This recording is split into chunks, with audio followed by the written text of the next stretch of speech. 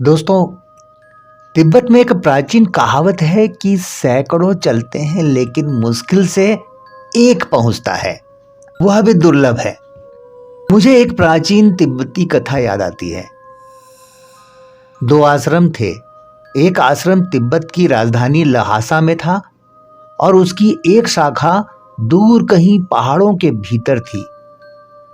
वह लामा जो इस आश्रम का प्रधान था बूढ़ा हो रहा था और वह चाहता था कि प्रमुख आश्रम से उसका उत्तराधिकारी बनने के लिए किसी को वहां भेजा जाए। उसने एक संदेश भेजा। एक लामा वहां गया। वह कुछ सप्ताह का पैदल मार्ग था। उसने प्रधान से कहा, हमारे गुरु बहुत बीमार हैं, वृद्ध हैं और इस बात की पूरी संभावना है कि वह अब बहुत दिनों तक नहीं जी पाएंगे। उनकी मृत्यु करीब है। वे अपनी मृत्यु से पूर्व वे चाहते हैं कि आप किसी सन्यासी को जो भली भांति प्रशिक्षित हो को वहां भेज दें ताकि वह आश्रम का उत्तरदायित्व संभाल सकें।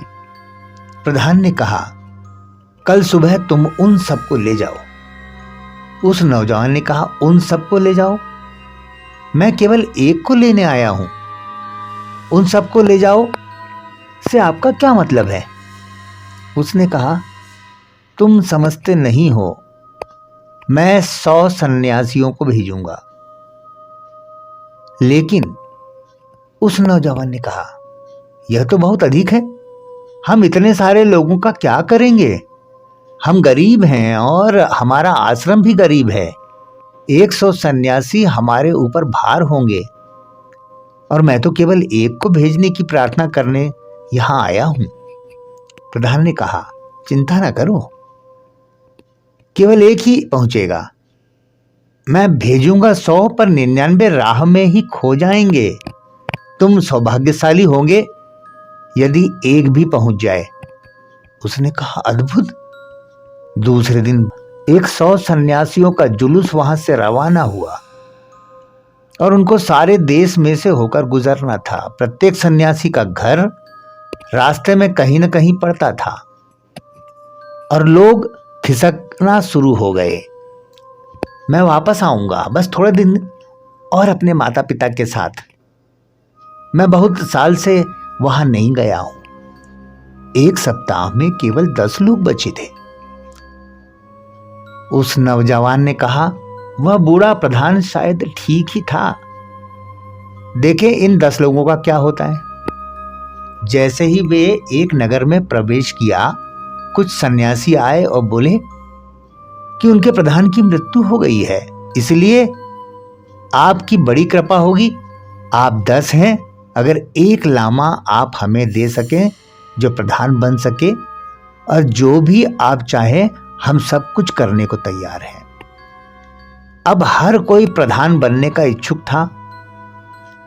अंततः उन्होंने एक व्यक्ति को तय किया और उसे वहीं छोड़ दिया।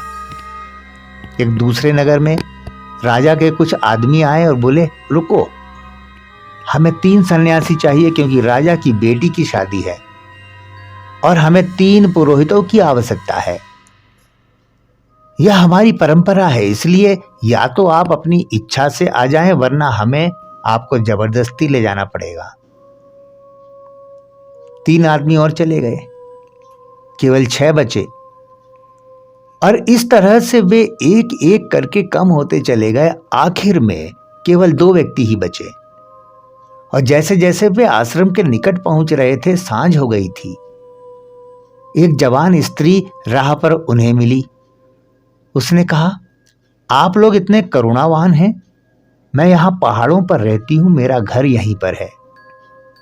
मेरे पिता एक शिकारी हैं। मेरी मां की मृत्यु हो चुकी है और मेरे पिता बाहर गए हुए हैं। उन्होंने आज लौटने का वायदा किया था पर वे अभी तक लौटे नहीं हैं और रात में अकेली रहने से मैं बहुत भयभीत हूं। बस एक सन्यासी, केवल एक रात के लिए। वे दोनों रुकना चाहते थे। स्त्री बहुत सुंदर थी कि उनमें आपस में बड़ा संघर्ष हो गया। वह नौजवान जो संदेशवाहक बनकर आया था, उन 100 व्यक्तियों को गायब होते जाते हुए देख चुका था और अब अंत में उन्होंने उस स्त्री से ही कहा, तुम हम में से एक को चुन लो, नहीं तो व्यर्थ में झगड़ा होगा और हम बौद्ध भिक्षुओं से लड़ने की आशा तो की ही नहीं जा सकती। उसने कम आयु वाले सन्यासी को, जो कि सुंदर भी था, चुन लिया और उसे लेकर घर के भीतर चली गई। दूसरे सन्यासी ने उस नौजवान से कहा, अब चलो भी, वह आदमी अब वापस नहीं आएगा, उसे भूल ही जाओ। नौजवान ने कहा, परंतु अब तुम मजबूत बने रहना, आश्रम बहुत समीप है और आश्रम से ठीक पहले अंतिम गांव में एक नास्तिक ने उस सन्यासी को चुनौती दी, कोई आत्मा नहीं है, कोई ईश्वर नहीं है,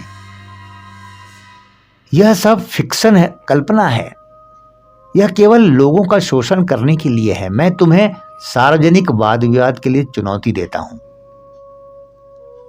नौजवान ने कहा, इस सार्वजनिक वाद विवाद के चक्कर में मत फंसो, क्योंकि मैं नहीं जानता कि यह कब तक चलेगा और मेरा प्रधान प्रतीक्षा कर रहा होगा, शायद वह अब तक मर भी गया होगा।